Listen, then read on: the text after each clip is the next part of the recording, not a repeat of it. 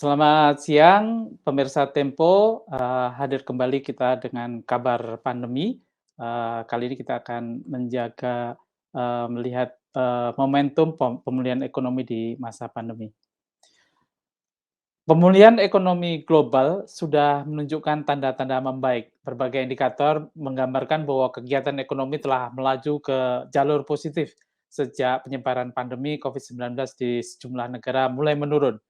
Presiden Joko Widodo beberapa waktu lalu mengatakan sinyal pemulihan ekonomi juga sudah mulai tampak dari berbagai aktivitas manufaktur global yang tumbuh positif serta ekspor impor yang mulai menggeliat.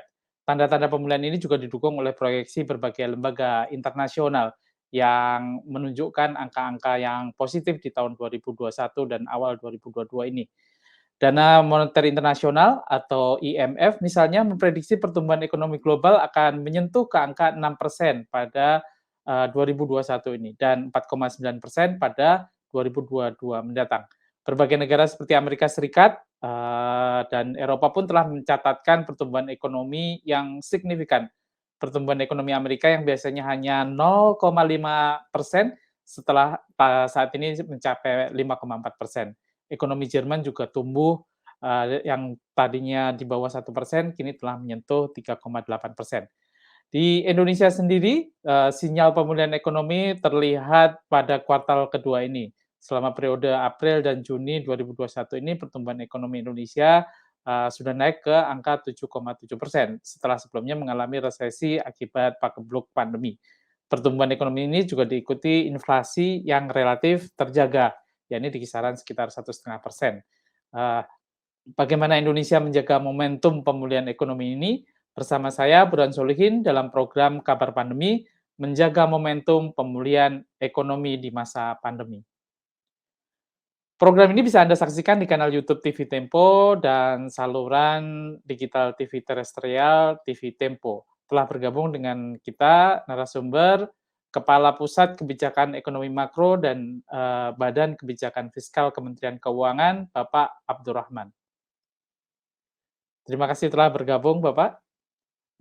Baik, kita bisa langsung mulai diskusi hari ini. Saya akan langsung bertanya kepada Bapak Abdurrahman, Kepala Pusat Kebijakan Ekonomi Makro, Badan Kebijakan Fiskal Kementerian Keuangan.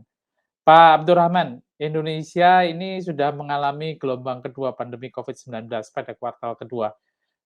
Kira-kira itu seberapa besar dampaknya yang mempengaruhi pertumbuhan ekonomi secara tahunan pada seluruh tahun 2021 ini, Pak?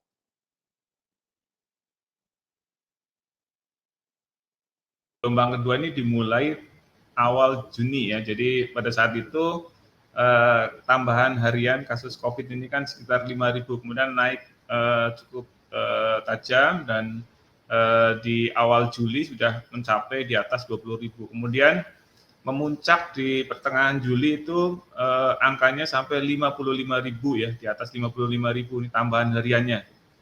Dan alhamdulillah dalam waktu dekat tidak dalam waktu yang terlalu lama ini mulai turun kembali, sehingga di bulan Agustus mulai menurun, terus kemudian di September juga terus turun, dan di pertengahan September angkanya sudah balik ke posisi lumayan normal ya.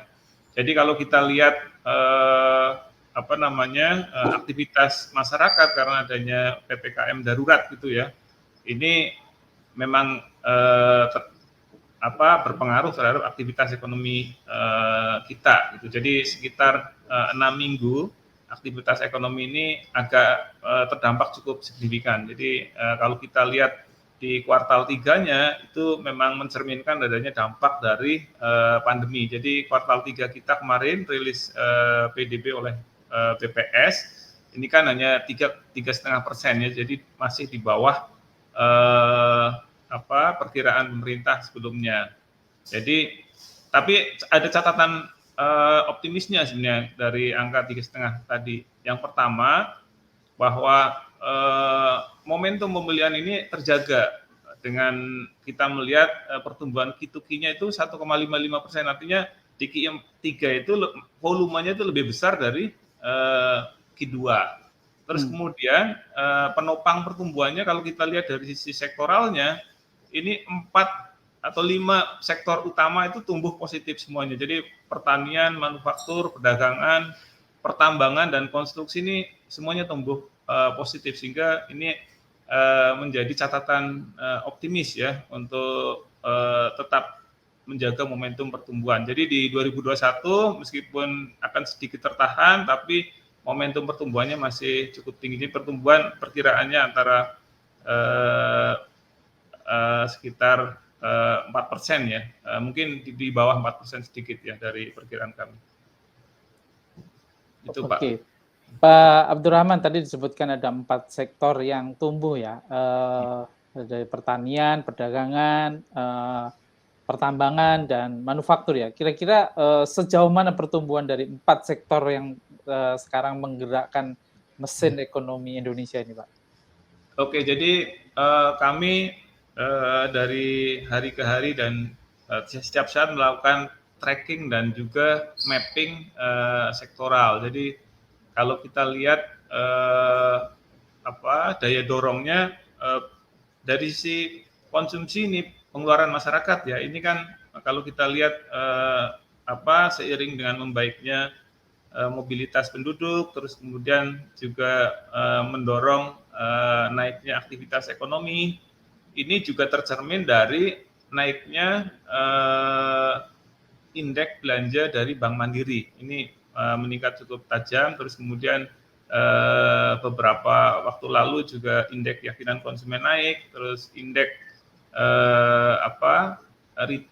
penjualan retail juga mengalami kenaikan cukup tajam ya, tumbuh positif. Ini yang dari sisi dorongan dari sisi konsumsi ini yang cukup menggembirakan juga ya di bulan Oktober. Kalau dari sisi produksinya, kalau kita lihat PMI manufaktur ini kan melonjak tinggi ya, dari sekarang 57,2, jadi udah mencapai rekor tertingginya. Terus kemudian konsumsi listrik pertumbuhannya juga terutama yang industri ya double digit, ini 13%, di atas 13%. Kemudian bisnis juga konsumsi listrik sektor bisnis juga naik cukup tinggi. Ini yang mencerminkan adanya kenaikan aktivitas ekonomi yang cukup signifikan di kuartal 4-nya nanti. Ini yang saya kira menjadi pendorong utama. Kalau kita lihat tadi sektoralnya, manufaktur saya kira akan, terutama manufaktur yang berbasis resources ya, seperti CPO, ini naiknya cukup tinggi karena adanya permintaan yang masih tinggi dan harga yang cukup tinggi juga. Jadi manufaktur ini akan tumbuh menguat di kuartal 4 dan juga di 2021. Terus kemudian pertambangan tentu saja ini juga akan menguat, masih mengalami penguatan yang cukup tinggi ya, terkait dengan aktivitas ekspor yang naiknya juga sangat tinggi. Jadi kalau kita lihat kinerja ekspor kemarin tumbuh 53% ya di bulan Oktober dan mencatatkan surplus 5,7 miliar dolar ya, di mana itu merupakan rekor tertinggi dalam 20 tahun terakhir.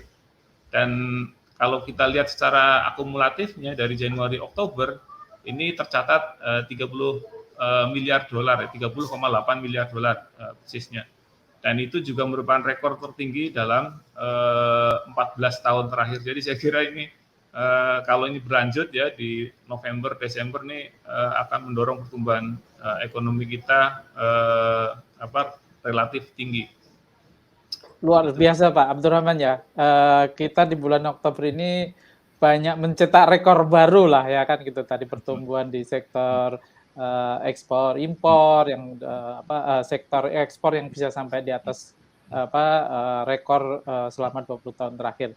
Nah, pertanyaannya adalah bagaimana dukungan pemerintah terhadap sektor-sektor yang masih mengalami pelemahan kinerja pada paruh kedua di 2021 ini, mungkin seperti kayak pariwisata dan turunannya. Ya emang untuk kita melakukan mapping juga. Jadi kita map itu mana sektor-sektor yang memang cukup resilient ya selama pandemi, dan juga mana sektor-sektor yang malah diuntungkan ya selama pandemi, seperti sektor jasa-jasa kesehatan, kemudian Infocom atau informasi dan komunikasi. Ini kan malah diuntungkan ya karena adanya pandemi. Terus kemudian kita juga mapping sektor-sektor yang cukup bertahan lah, punya daya tahan selama pandemi, dan juga sektor-sektor yang tadi masih tertinggal ya karena dampaknya cukup berat bagi mereka, terutama sektor-sektor yang rely on ini, bergantung pada mobilitas masyarakat seperti tadi ya sektor pariwisata ya, ini kan sangat terpengaruh dan turunannya tadi ya, jadi sektor pariwisata dan turunannya, transportasi dan juga hotel dan restoran ini yang paling terdampak. Jadi dengan melihat faktornya adalah dari sisi demand, maka ini saya kira penanganan pandemi menjadi hal yang sangat krusial ya, terutama bagaimana pemerintah bisa menekan kasus pandemi, kemudian menumbuhkan kepercayaan masyarakat untuk melakukan traveling. Nah, saat ini saya kira aturan atau regulasi dari pembatasan sosial atau PPKM ini kan sudah mulai dilonggarkan dan juga diikuti dengan pelonggaran aturan perjalanan ya, terutama udara. Ini kan jadi semacam booster ya untuk mendorong sektor-sektor yang tadi terkait dengan pariwisata. Jadi kalau kita lihat beberapa minggu terakhir, kalau Labuhan melakukan perjalanan udara ya, kebetulan 2 minggu kemarin saya ke Bali dan ke Mataram, sepertinya sudah mulai normal di Bali dan Mataram, terutama karena memang ada event World Superbike itu ya, jadi memang cukup ramai dan penerbangan juga padat Pak, full. Sekarang agak sulit juga mencari flight dan juga membooking hotel agak sulit juga di bulan-bulan ini. Jadi saya kira itu tanda-tanda yang cukup bagus. Itu jangka pendeknya, itu mungkin jangka panjangnya memang pemerintah memang sedang mendorong untuk pertama untuk membangun ini yang 5 super destinasi wisata itu ya, termasuk yang Mandalika itu. Dan di 2022 saya kira pemerintah juga sudah mengalokasikan anggaran cukup besar juga, sekitar 10 T ya, untuk mendorong tadi pembangunan yang 5 super destinasi tadi. Nah, ini artinya sampai akhir tahun ini pertumbuhan ekonomi atau geliat ekonomi ini akan terus naik, Pak ya? Saya kira kami juga melakukan kajian ya, melihat pola recovery 97-98, karena yang paling dekat itu ketika ekonomi mengalami kontraksi dalam itu di 97-98 dan juga yang masa pandemi ini. Jadi di 97-98 yang kami pelajari adalah output untuk kembali sampai ke level prakrisisnya itu pada saat itu butuh waktu sekitar 5 tahun, jadi 20 kuartal. Dan kalau kita lihat penggerak utamanya adalah memang manufaktur. Jadi manufaktur itu sembuh duluan, baru kemudian secara agregat ekonominya pulih gitu. Itu butuh waktu sekitar 20 tahunan. 5 tahun. Terus kemudian untuk yang proses recovery di pandemi ini memang kalau kita lihat polanya itu naik turun sesuai dengan kasus pandemi. Jadi kalau kita lihat di kuartal 2 sekarang sudah balik ke level pra pandemi, Pak. Dan di kuartal 3 ternyata bertahan, bahkan lebih tinggi ya, di atas masa pra pandeminya. Jadi di kuartal 2, kuartal 3 ekonomi kita secara agregat PDB-nya sudah di atas level pra pandemi. Dan kalau kita lihat komponennya memang tadi manufaktur, perdagangan, konstruksi sekarang udah balik ke level pra pandemi, Pak, lebih cepat. Tapi tadi polanya naik turun, oscillating istilahnya ya. Jadi itu sangat tergantung dari faktor pandeminya. Kalau pandeminya bisa dikontrol terus, ini akan tumbuh cukup tinggi. Dan memang kalau dibandingkan dengan negara-negara tetangga, kita termasuk salah satu negara yang sudah balik ya outputnya ke level pra-pandemi. Luar biasa ini pemulihan ekonomi yang sedang kita jalan ini ya Pak Abdurrahman ya. Ternyata pertumbuhan ekonomi di kuartal kedua dan kuartal ketiga ini sudah bahkan di atas pra-pandemi ya. Pemirsa, kita akan membahas lebih dalam topik ini setelah jeda berikut ini.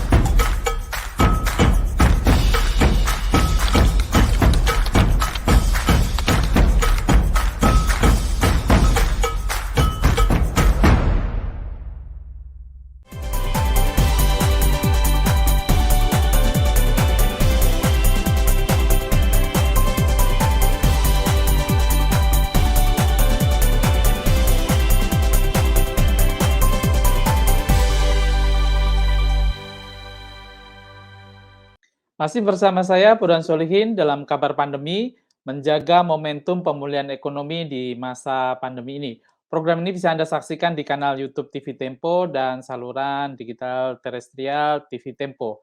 Baik, langsung saja kita lanjutkan diskusinya. Saya akan kembali bertanya ke Bapak Abdurrahman, Kepala Pusat Kebijakan Ekonomi Makro, Kebijakan Fiskal Kementerian Ekonomi, Kementerian Keuangan. Pak Abdurrahman, tadi sudah disebutkan bahwa pertumbuhan kita ini, sudah di atas pra-pandemi dan, ekonomi itu naik turun seiring dengan hadirnya Covid ya, seperti oscillating ya, seperti kayak gelombang ada naik dan turun. Nah, kalau melihat itu gas dan rem adalah kunci bagi pemulihan ekonomi. Saat angka kasus COVID-19 melonjak, pemerintah membatasi pergerakan masyarakat, dan itu ekonominya, sedikit seret dan kemudian saat longgar, ekonominya juga naik lagi. Nah, saat ini mungkin, Bapak Abdurrahman mungkin bisa menjelaskan apa antisipasi pemerintah agar ancaman munculnya kembali gelombang ketiga dari virus, COVID-19 atau hadirnya varian baru pada masa mendatang itu tidak sampai memukul perekonomian Indonesia? Baik, saya kira memang yang paling utama adalah tadi kuncinya adalah penanganan pandemi ya.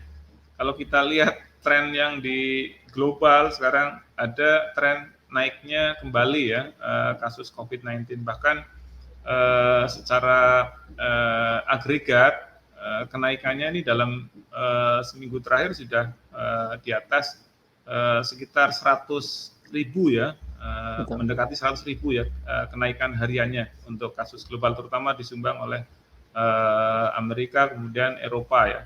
Dan yang perlu diwaspadai adalah munculnya varian baru.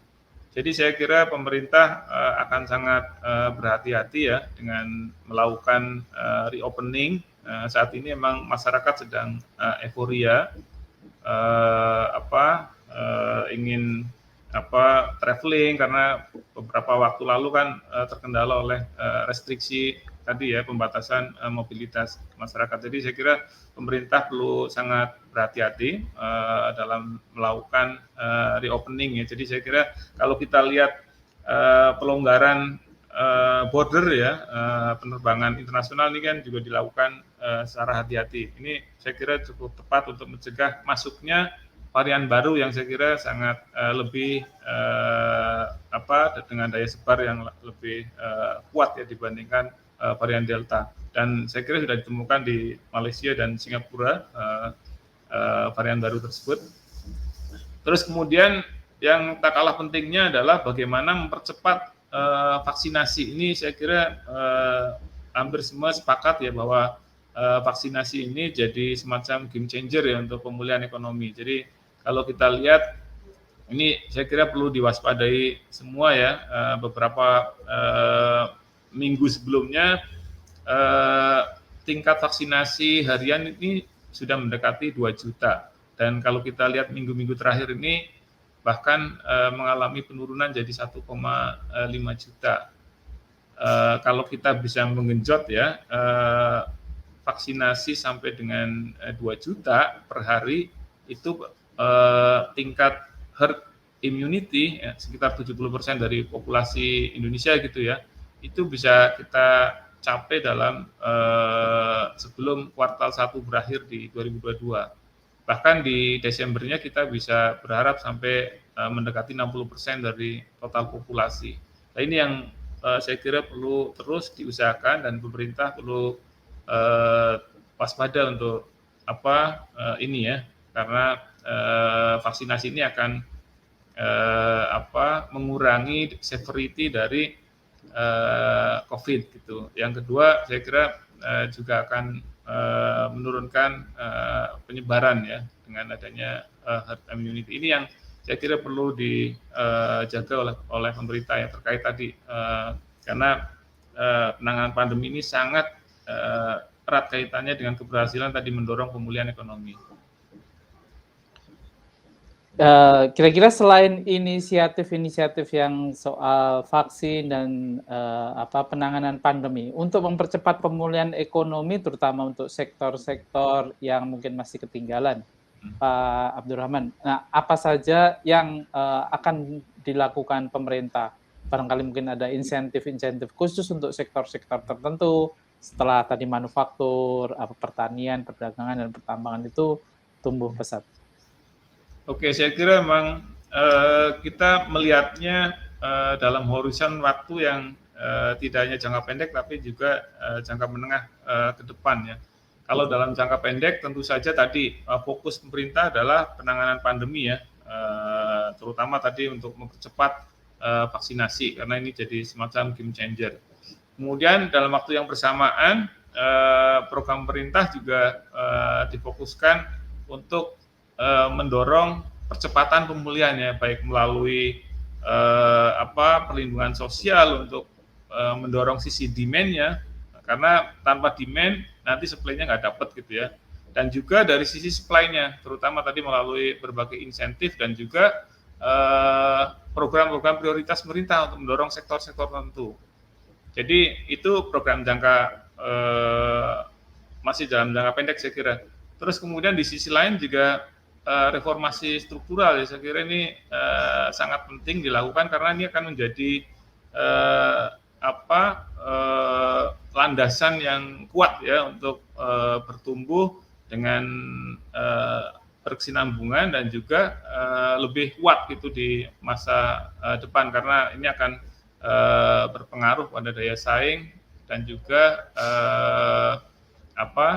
daya saing ekonomi kita ya, dan juga tadi daya tahan ekonomi kita dengan struktur ekonomi yang lebih kuat. Salah satu yang baru saja dilakukan pemerintah kemarin kan melalui reformasi perpajakan. Saya kira kalau reformasi perpajakan harus kita pahami sebagai langkah yang lebih komprehensif ya, karena dengan reformasi perpajakan ini akan mendorong reformasi struktural lainnya, karena reformasi perpajakan ini kan bagian dari reformasi fiskal yang sedang dilakukan pemerintah ya, terutama melalui penguatan efektivitas dan efisiensi belanjanya, dan juga dilakukan dengan tadi ditambah dengan reformasi perpajakan. Jadi penguatan posisi fiskal ini menjadi penting karena ini akan menjadi modal dasar atau menjadi anchor ya untuk reformasi berikutnya, seperti penguatan infrastruktur, terus penguatan kualitas SDM, dan juga penguatan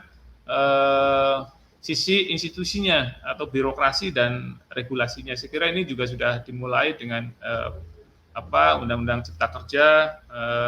Kalau nanti implementasinya berjalan sesuai harapan, ini saya kira akan menjadi iklim yang bagus ya untuk ekonomi kita bisa tumbuh lebih kuat dan juga berdaya tahan dan lebih cepat, saya kira secara struktur ekonomi kan akan lebih kuat.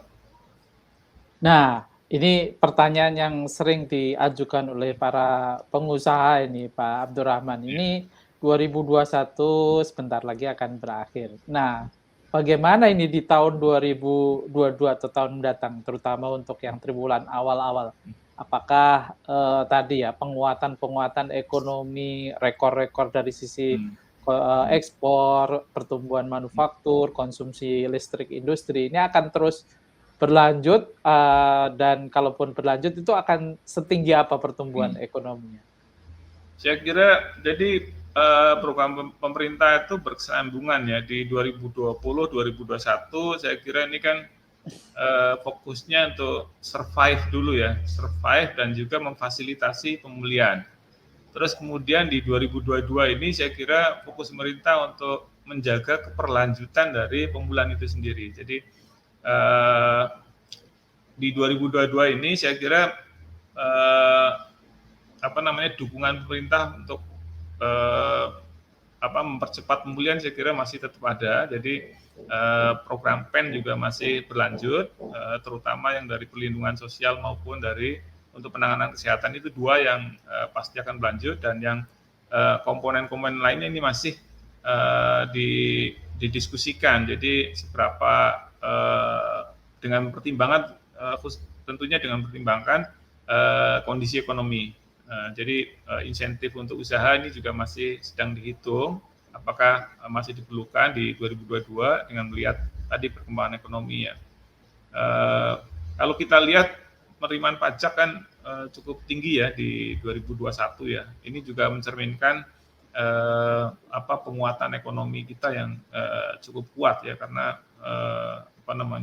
itu kinerja pajak kan pada dasarnya mencerminkan aktivitas ekonomi kita.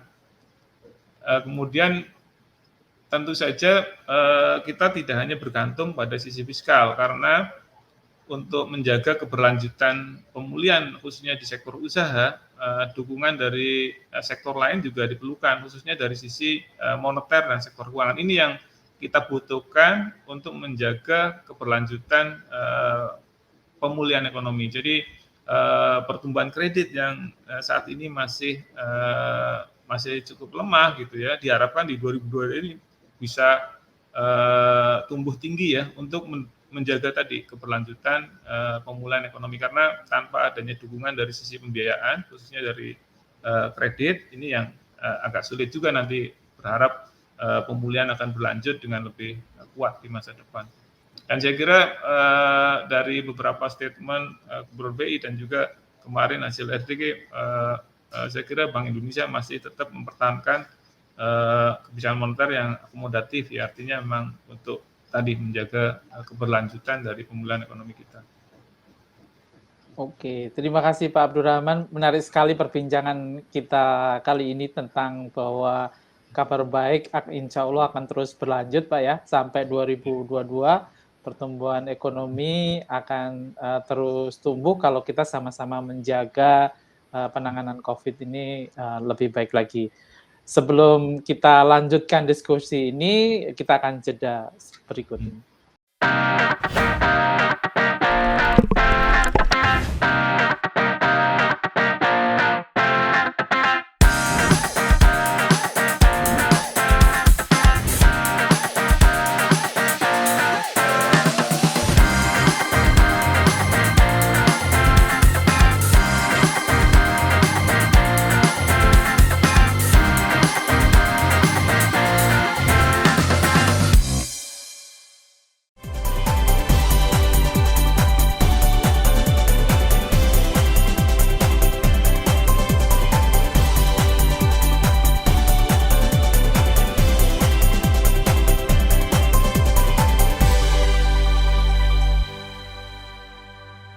Masih bersama saya, Burhan Solihin, dalam Kabar Pandemi, menjaga momentum pemulihan ekonomi di masa pandemi. Program ini bisa Anda saksikan di kanal YouTube TV Tempo dan saluran digital terestrial TV Tempo. Tadi sudah sangat jelas dipaparkan oleh Bapak Abdurrahman bahwa pertumbuhan ekonomi kita selama 2021 ini, terutama kuartal 2, kuartal 3 sudah cukup tinggi dan insya Allah akan terus berlanjut. Dan mudah-mudahan itu terus juga berlanjut sampai tahun mendatang. Sebelum menutup diskusi kita kali ini, saya ingin meminta Bapak Abdurrahman, Kepala Pusat Kebijakan Ekonomi Makro, Badan Kebijakan Fiskal Kementerian Keuangan, untuk memberikan kalimat penutup. Silakan Pak Abdurrahman. Baik, saya kira tadi kunci untuk pemulihan ekonomi yang berkelanjutan adalah keberhasilan penanganan pandemi.